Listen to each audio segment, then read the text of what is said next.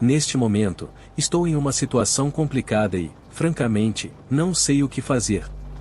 Vou começar desde o início. Há 5 anos, meu vizinho ao lado, Charlie, ou Charles como o chamamos, nos informou sobre o desaparecimento de seu filho de 14 anos. Ele relatou à polícia, foi noticiado nos jornais, estava em todos os lugares. Minha esposa e eu nos sentimos terrivelmente mal e sempre oferecemos ajuda de todas as formas possíveis. Conforme os anos passaram e nenhuma notícia do filho deles, presumimos que eles eventualmente aceitaram a situação e perceberam que o pior provavelmente tinha acontecido. Minha esposa e eu nunca tivemos coragem de perguntar se o corpo apareceu. Ocasionalmente, Charles e sua esposa nos convidavam para churrascos durante os meses mais quentes. Percebemos que nenhum dos dois estava igual desde o desaparecimento do filho deles. A esposa de Charles, Kate, estava sempre mais quieta e reservada, e Charles parecia mais estranho e nervoso, o que é compreensível até certo ponto. Avançando alguns anos, na semana passada, Charles veio até mim enquanto eu estava tirando o lixo e pediu emprestada uma pá. Sem hesitar, corri para pegar a minha melhor pá, sem perguntar por que ele precisava.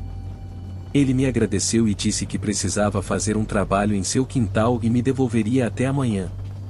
Em seguida, ele desapareceu em seu quintal.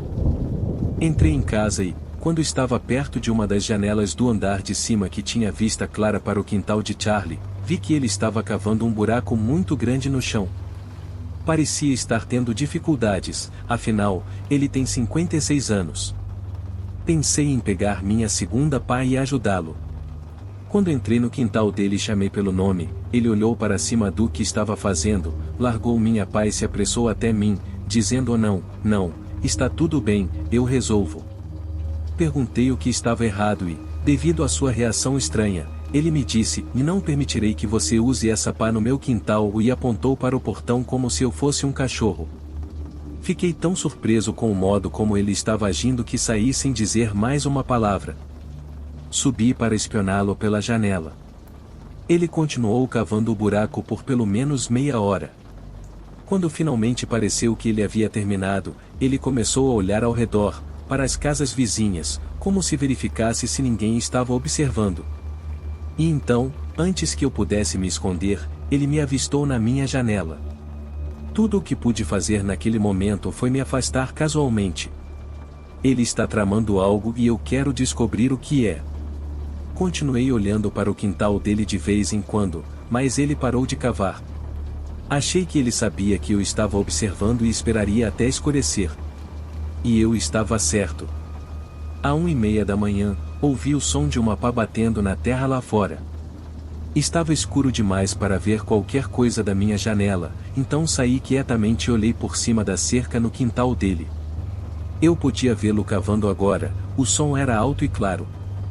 Quando ele entrou em casa, aproveitei a oportunidade para entrar silenciosamente no quintal dele e dar uma olhada no que estava no buraco que ele estava cavando. A luz da lua sozinha revelou um pequeno pedaço de um saco preto de lixo saindo da terra no fundo do buraco. Olhei para a porta de trás dele e de volta para o buraco. Fiz isso mais 3 vezes, decidindo se veria o que estava no saco. No final, decidi correr de volta para o meu quintal, o que foi uma boa ideia, pois ele voltou para fora segundos depois, mas ele não estava cavando. De fato, ele desapareceu para o outro lado de sua casa e não voltou. Voltei para casa e, quietamente, voltei para a cama, tentando não acordar minha esposa. No dia seguinte, a primeira coisa que fiz foi olhar pela minha janela e ver que o buraco no chão estava completamente tapado no quintal de Charles. Também notei que seu carro estava estacionado na rua agora, em vez da garagem. Não sei o que aconteceu durante o resto daquela noite, mas estou perturbado em pensar que o que estava no fundo daquele buraco poderia ter sido o corpo de seu filho. Para o que sei, ele cavou aquele buraco para remover o que quer que tenha enterrado lá e levá-lo para outro lugar. Tudo isso é especulação, me chame de louco se quiser. Não contei a ninguém, nem mesmo a minha esposa, e, sinceramente, não sei o que fazer. Charles nunca me devolveu minha pá. Não vou pedir a ele. De fato, ele tem me evitado desde então. E algo perturbador aconteceu ontem. Por coincidência, olhei para fora da minha janela, na direção da casa de Charlie, e o peguei olhando para uma das minhas janelas. Quando ele me viu, fechou as cortinas, e isso era durante o dia. Não faço ideia do que fazer, mas estou sinceramente aterrorizado.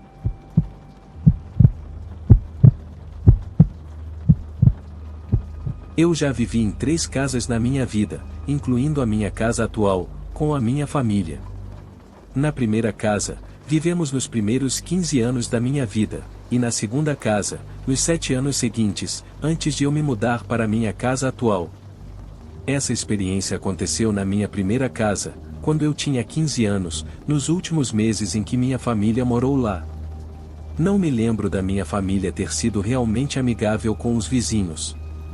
Na verdade, havia 2 garotos morando ao lado com o pai, com quem eu e meu irmão só conversamos talvez 1 ou 2 vezes em toda a nossa vida. Por mais estranho que seja, sabíamos os nomes de ambos, Eric e Todd. Um dia, meu irmão, que é 5 anos mais novo do que eu, e eu estávamos jogando basquete na garagem quando um dos garotos do lado de fora veio até nós e iniciou uma conversa. Não lembro exatamente o que falamos palavra por palavra, mas lembro que a primeira pergunta que ele nos fez foi se era verdade que estávamos nos mudando. Sendo o irmão mais velho, fui quem mais falou. O Todd, que tinha provavelmente a mesma idade que eu, nunca perguntei na verdade. No final da conversa, ele me convidou para ir com ele e seu irmão atirar com armas de pressão perto do rio, na floresta, ao final da rua. No dia seguinte, concordei, já que era fim de semana e eu não tinha nada planejado. Meu irmãozinho perguntou se podia ir de última hora, não presumindo que ele estava automaticamente convidado. O Todd disse o sim e saiu. No dia seguinte, perto de 1 hora antes do anoitecer, Eric e Todd tocaram a campainha. Fomos rápidos em atender a porta porque nossos pais não sabiam que sairíamos para atirar com as armas de pressão. Andar pela calçada com Todd e Eric vestidos com roupas de camuflagem e carregando uma bolsa de armas de pressão foi realmente estranho. O nível de seriedade que esses dois claramente tinham era muito estranho para mim e para o meu irmão, e trocávamos olhares segurando o riso algumas vezes por causa disso. Chegamos à floresta sem falar muitas palavras. Eu já podia perceber que esses dois eram crianças que não falavam muito. Talvez seja por isso que não tínhamos os conhecido oficialmente até aquele momento. Todd jogou a bolsa no chão e a abriu, enquanto Eric quebrou um galho de uma árvore com agressividade e o jogou no rio. Eu e meu irmão nos olhamos novamente, dessa vez não achando tanta graça. Todd tirou algumas armas da bolsa e entregou para mim e para meu irmão. Foi então que Todd soltou a bomba e nos disse que eram armas reais. Eric retirou uma arma carregada da bolsa e começou a atirar nas árvores do outro lado do rio. Quando percebi que ele não estava brincando sobre as armas serem reais, fiquei misto de raiva e confusão. Peguei a arma das mãos do meu irmão e coloquei ambas de volta na bolsa. Disse a eles que não nos sentíamos confortáveis com aquilo e que tínhamos que ir embora. Eric parou de atirar e ambos nos olharam com expressões que pareciam meio raivosas. Um dos garotos nos xingou enquanto nos afastávamos. Sempre tive a sensação de que esses dois eram garotos problemáticos, mas isso confirmou. Disse ao meu irmão para não falar mais com eles pelo tempo que restava que moraríamos lá. Contamos aos nossos pais na mesa de jantar naquela noite que eles eram garotos realmente difíceis, mas não mencionamos a questão das armas. Acordei naquela noite com um vento frio soprando no meu rosto. Minha janela estava totalmente aberta. Senti algo duro encostando atrás da minha cabeça enquanto olhava para fora da janela e alguém atrás de mim disse o SHH. De alguma forma, não gritei nem pulei. Fiquei calmo. Entendi rapidamente o que estava acontecendo. Ouvi a voz do Todd sussurrando atrás da minha cabeça. Ele me disse que se eu contasse a alguém, especialmente para o pai dele, sobre as armas ou a visita, ele voltaria e me mataria, assim como toda a minha família. Respondi com uma voz baixa e trêmula, está bem. Ele empurrou minha cabeça com a arma antes de sair pela minha janela. Todas as noites durante meses, eu via o Todd ou o Eric em uma determinada janela de sua casa, olhando para o meu quarto ou o quarto do meu irmão. O comportamento deles ficou cada vez mais estranho à medida que nos aproximávamos da data da nossa mudança. Apenas uma semana antes de nos mudarmos, uma pedra foi jogada na minha janela uma noite, por volta da 1h da manhã. Abri a janela e vi o Todd apontando uma pistola para a janela.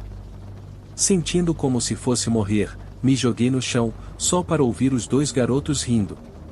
Ouvi um deles me chamar de o idiota. Houve outros 2 incidentes naquela semana em que os dois nos assediaram, a mim ou ao meu irmão. Finalmente, não consegui pensar em um momento mais perfeito para nos mudarmos e sair de lá. Depois de todos esses anos, nem eu nem meu irmão contamos a ninguém sobre os garotos ou suas ameaças. Tudo o que sei é que esses 2 garotos tinham problemas, e foi uma coisa boa termos saído de lá quando fizemos.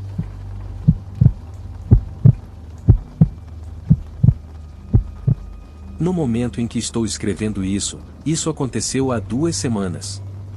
Eu sempre odiei praticamente todos os meus vizinhos. Acabei de sair da faculdade e estou morando sozinho, mas isso tem um preço. Estou morando em uma área realmente ruim, o único lugar onde posso pagar uma casa, então não posso esperar ter vizinhos ideais. Os vizinhos de um lado sempre estão com a música alta, enquanto os vizinhos do outro lado são as pessoas mais estranhas que já conheci na vida, são 2 pessoas. Às 10h43, mora ao lado uma mulher na faixa dos 60 anos que não é nada amigável e honestamente parece não estar muito bem, e uma mulher um pouco mais jovem que possui algum tipo de deficiência mental grave. Não faço ideia qual é a relação entre as duas. Eu costumava ficar sentado na minha varanda da frente quando olhava para o lado e via a mulher mais velha segurando a mulher mais jovem enquanto ela estava tendo algum tipo de episódio de surto. Ela cruzava os braços e balançava rapidamente para frente e para trás enquanto gritava e fazia barulhos. Às vezes, até olhava para mim, apontava e murmurava coisas para outra mulher. É bastante perturbador, na verdade. Às vezes, até entrava em casa quando ficava muito desconfortável. De qualquer forma, foi uma noite como outra qualquer. Eu tinha que ir para a cama cedo para trabalhar de manhã. No entanto, os vizinhos do lado estavam fazendo um barulho incomum. Eu podia ouvir a mulher perturbada gritando e tendo um ataque, enquanto a mulher mais velha gritava em angústia. Isso continuou por cerca de 1 hora e eu não aguentava mais. Marchei até a casa ao lado e bati na porta. A mulher mais velha atendeu e me cumprimentou com ou que diabos você quer? Perguntei o mais educadamente possível para eles abaixarem o barulho. Em resposta, ela levantou as sobrancelhas e inclinou a cabeça para baixo, claramente irritada com o meu pedido.